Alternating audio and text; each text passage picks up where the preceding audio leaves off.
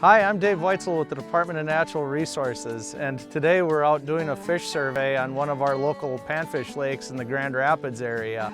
Today's survey is really focused on looking at our sunfish population.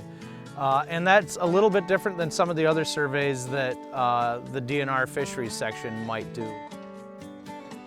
In today's effort, we're really focused on trying to determine how large our bluegill are growing and how fast they're growing. So what we've done is we've picked sites that have good habitat where we expect to encounter sunfish, and we've set near-shore trap nets at various locations around the lake. In this case, it's a smaller lake, so we set 10 nets, and our goal is to catch at least 200 bluegill. Which I'm happy to say in a couple days of netting, we've already achieved that goal. Just to add to that number, we're actually going to come back and repeat this process again tomorrow. But in the case of the sunfish, we're interested in that biological potential.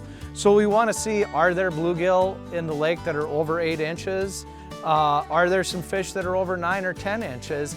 And then we also collect aging structures off these fish. We can pull a scale or an ear bone that's called an otolith, and they lay down growth rings much like a tree.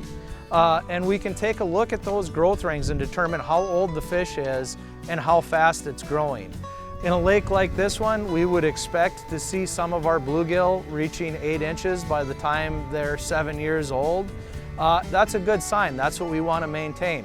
We could go to some other lakes in the Grand Rapids area where we'd catch many more bluegill, but we'd find is that those 8-inch bluegill are probably not present, and our 7-inch fish might be anywhere from 7 to 10 years old.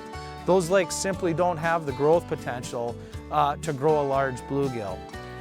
So when we began this process of developing the Quality Sunfish Initiative, we began by wanting to know how many lakes around the state our own biologists felt would be good candidates for special regulations. So they went and looked at their survey reports and actually identified around 200 lakes that they felt would be good candidates for us to take a little deeper look into. I'm happy to say that over 20 of these lakes have been regulated for at least 10 years now. So we could dig into the data, we could look at the condition prior to the regulation going into effect and take a look at what the fish population looked like a decade later, and we were pretty happy with the results. What we found is that if the lake had good size quality prior to the regulation, a 10-fish limit was sufficient to maintain that size quality.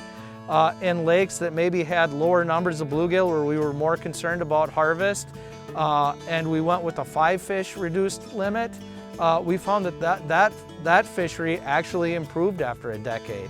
We saw an increase in average length of about 7/10 of an inch, and we saw that our fish were older. On average, our fish were a year older.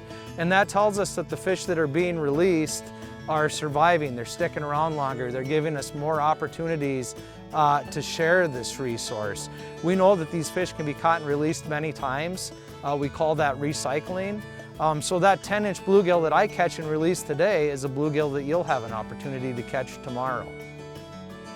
So our goal really isn't to take away somebody's ability to go and harvest fish or to even harvest large quantities of fish.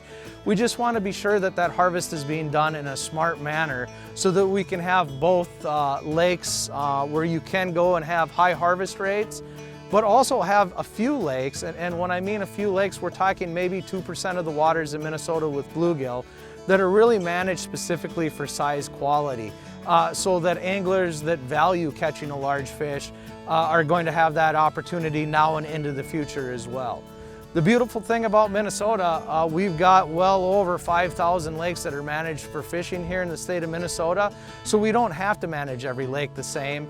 We can produce that diversity of angling opportunities so that there's something for everyone.